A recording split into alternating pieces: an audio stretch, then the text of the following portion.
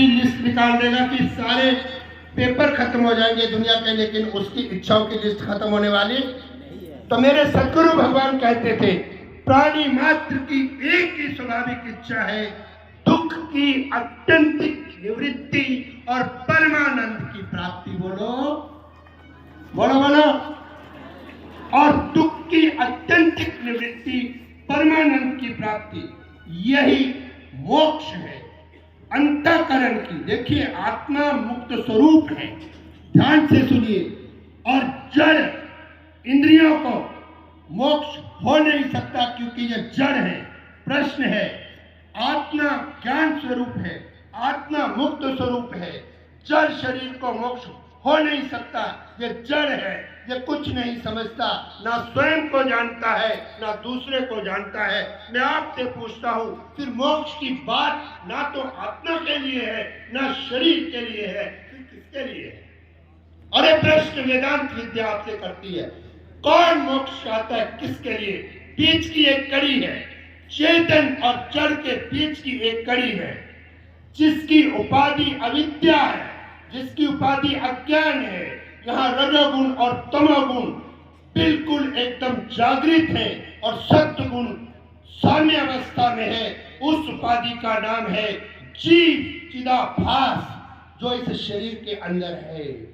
उस पर ब्रह्म का प्रतिबिंब चिदाभास रूप में जब इसने प्रवेश किया और उसने सामने 5 कर्म इंद्रियों को देखा, 5 ज्ञान इंद्रियों को देखा, 5 प्राणों को देखा, अंतःकरण चतुष्टय को देखा, स्थूल को देखा, सूक्ष्म को देखा, और उसने ये भी देखा, अन्नमय को देखा, मनोमय को देखा, प्राणमय को देखा, आनंदमय को देखा।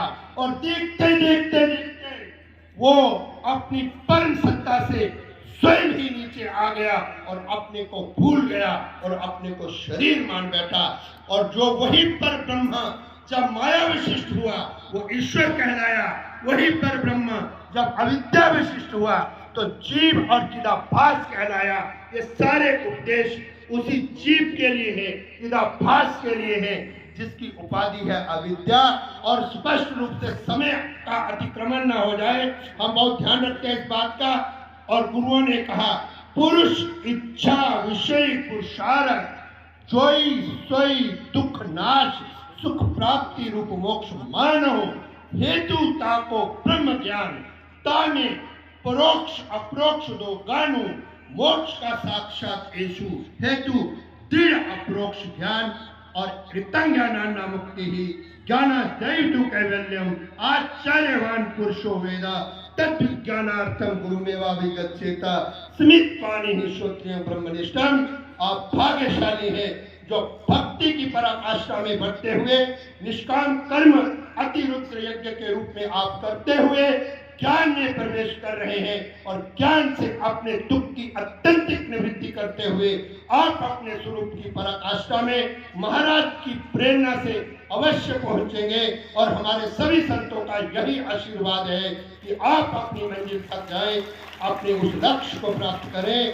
समय नहीं, इसलिए मैं किसी प्रक्रिया को नहीं छेड़ना चाहता, क्योंकि ये बातें अध्यारोप अपवादाभ्याम निष्प्रपंच प्रपंचते, बहुत सारी प्रक्रियाएं हैं इसके लिए कि हम वहां तक कैसे जा सकते हैं। इन्हीं शब्दों के साथ पुनः पुनः अपने आचार्यों को नमो नारायण करते हुए, सभी महामंडलेश्वरों को नमो नारायण, मेरे सभी संतों को बहुत बहुत नमो नारायण करते हुए ओम शांति ही शांति ही शांति। सिंह गर्जना के लिए जोरदार ताली बजा दीजिए आप।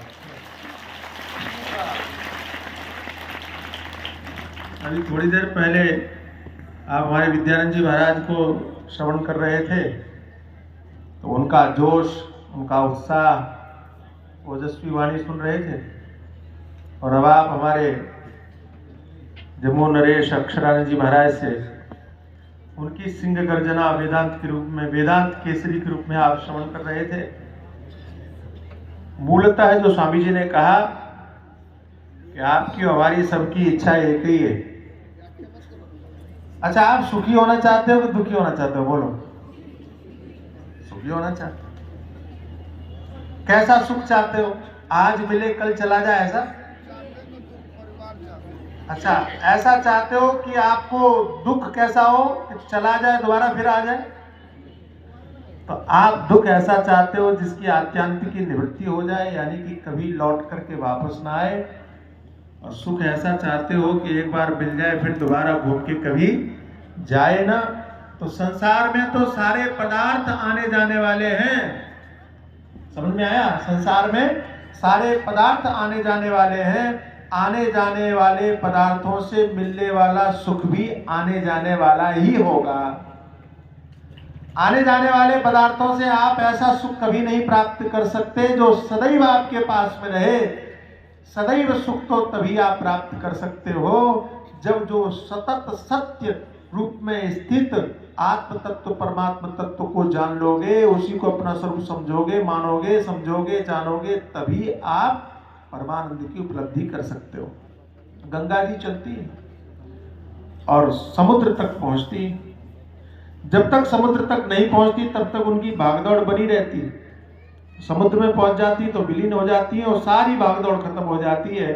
ऐसे जीव की भागदौड़ तब तक है जब तक कि वो जीव अपनी उपाधि को छोड़कर उस परात्पर तत्व पर ब्रह्म परमात्मा में नहीं मिल जाता।